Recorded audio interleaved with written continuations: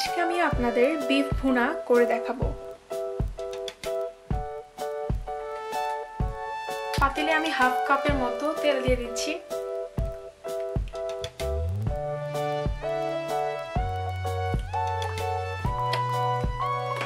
একটু গরম হোক।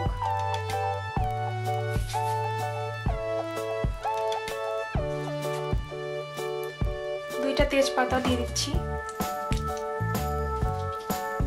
4-5টা এলাচ, 3 টুকরা দারচিনি, 4টা লবঙ্গ,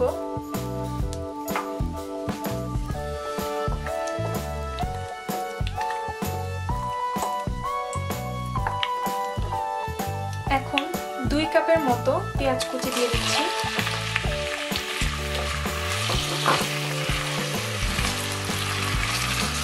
পেঁয়াজগুলোকে হালকা ব্রাউন করে আমি ভেজে নেব।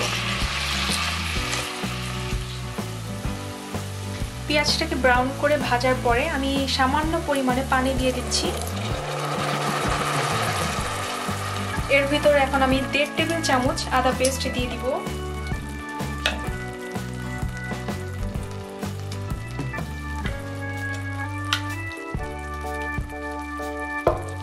এবং 1.5 টেবিল চামচ রসুন পেস্ট দিয়ে দিব।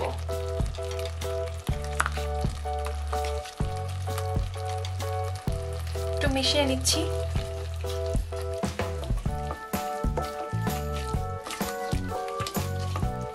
পানিটা দেওয়ার রিজন হচ্ছে মশলাগুলো যেন পুড়ে না যায়।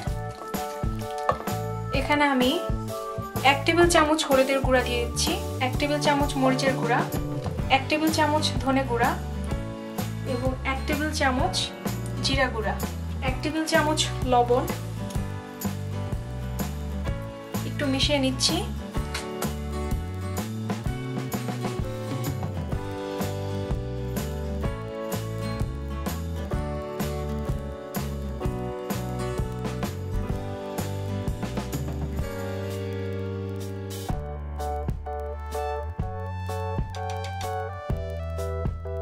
এর ভিতরে এখন আমি 3 টেবিল চামচ টক দই দিয়ে দিব। টক দইটাকে আমি প্রথমে ফেটিয়ে নিয়েছি, দিয়ে দিচ্ছি।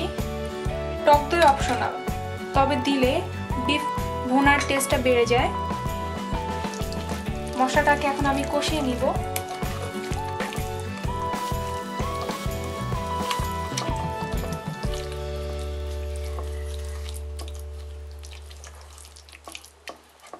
ঢেকে দিচ্ছি 4 মিনিটের জন্য। এটাকে আমি ঢেকে দিব। ফিরে আসছি 4 মিনিট পরে। নিলাম, একটু নেড়ে দিচ্ছি।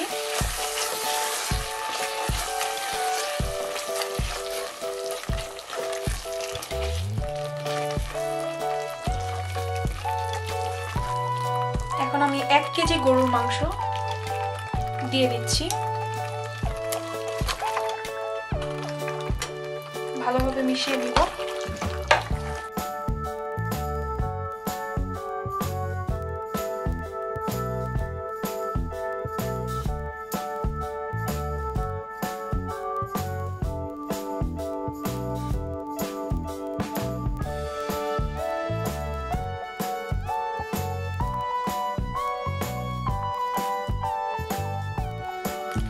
এটাকে এখন আমি 15 মিনিটের জন্য ঢেকে দিব এবং মিডিয়াম হিটে এটাকে রান্না করব। ফিরে আসছি 15 মিনিট পরে। নেড়ে দিচ্ছি।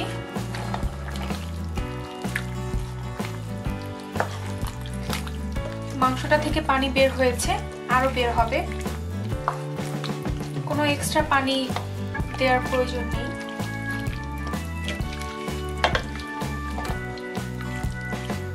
এটাকে আমি এখন লো হিটে 30 মিনিট চুলায় রাখবো। ফিরে আসছি 30 মিনিট পরে। 30 মিনিট হয়ে গেছে। আরেকবার নেড়ে দিচ্ছি।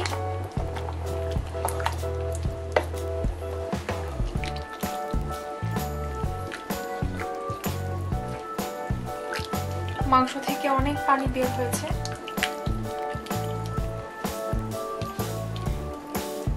যেহেতু মাংসে আগে থেকেই অনেক পানি আছে, তাই আমি এখন খুব সামান্য পরিমাণে পানি দিচ্ছি। মাংসটা সেদ্ধ হওয়ার জন্য।